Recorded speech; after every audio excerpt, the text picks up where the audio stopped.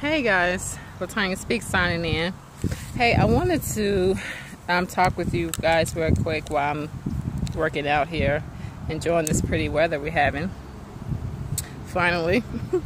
But the segment this morning is about marriage. I've had quite a few people ask me questions about just wanting to give up on their marriage and saying how it's hard and they feel like they're alone in their marriage, and just different things that people are saying, you know, asking me for advice for in marriages. And it's like marriage is like, so the divorce rate is so high now, you know, versus last year even, and people are really struggling in their marriages. So I wanted to talk about that. The title of this segment is Your Marriage Can Be Reconciled. Your marriage can be reconciled. It don't matter if you guys have decided to get a divorce. You know, it doesn't matter, you know, if you guys are separated. It doesn't matter.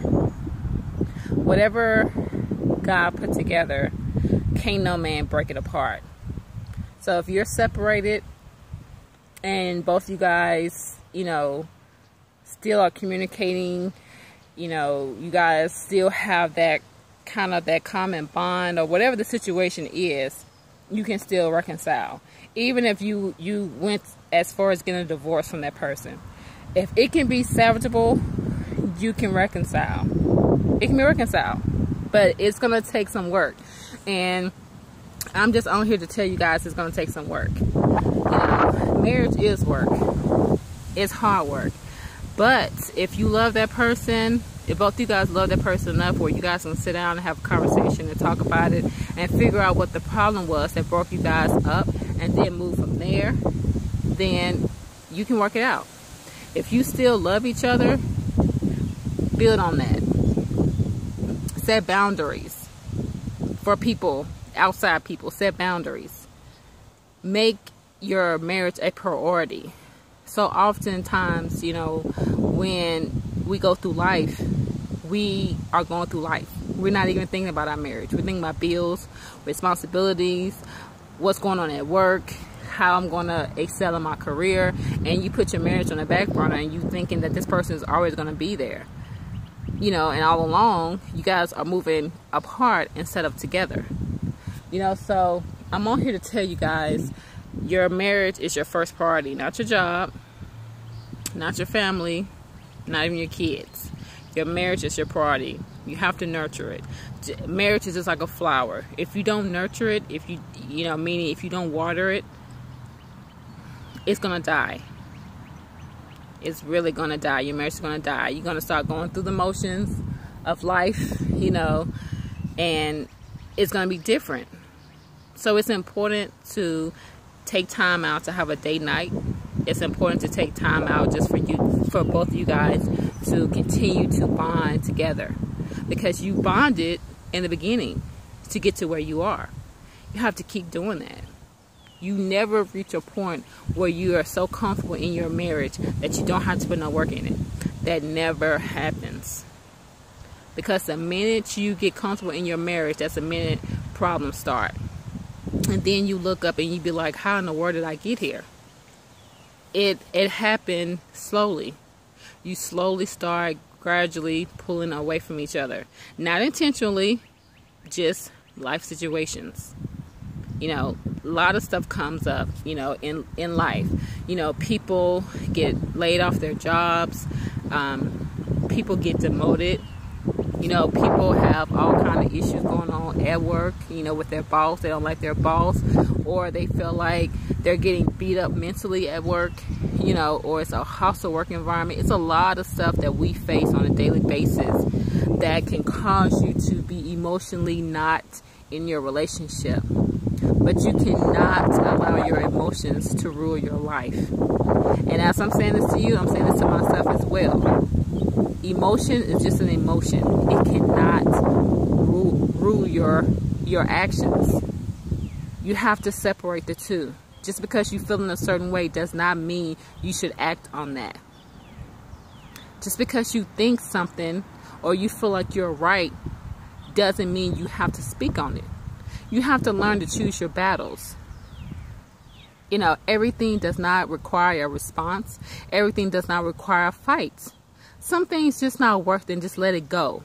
Be a grown adult and just let it go. If it's not going to add value to your marriage, then let it go. Period. You know, we get so caught up in small stuff that it's not going to matter 5 years from now. You're not even going to remember why you was mad. That's what I'm saying. Like, it does not matter. And that's what I've learned over the years. I've learned that some stuff just don't require a response. I may know I'm right all day long, but to avoid an argument, I'm going to keep my mouth shut. Let them have the battle, because at the end of the day, you have won the war. You know, so it's all about evaluating like what it is that you want, you know, out of your marriage. Because I mean, from day to day, you can decide, both of you guys can decide on what it is that you want out of your marriage and where you want it to go or not go, you know. So, and also, I'm gonna tell you this: keep your family out your business. Keep your friends out your business. It's about you and him, or you and her, or whatever the, you know, situation is. It's about y'all two. It's not about nobody else. Y'all are the ones that went for God and made y'all vows. So y'all are the ones that's supposed to be in your marriage and making decisions on your marriage, you know, and you should not be influenced by any outsiders. That's the problem. We get to a point in our marriage where we feel comfortable in our marriage, we feel strong in our marriage, and then we start letting stuff creep into our marriage that we know is not right. But because we feel like, oh, he ain't going nowhere or she ain't going nowhere, you think it's cool until you're at divorce court. I mean, it can really happen. Like, that's why people, you know, that's been married 10, 20, 30, you know, years, and are divorced because they got comfortable in their marriage. You know, you can never get too comfortable in your marriage. Never.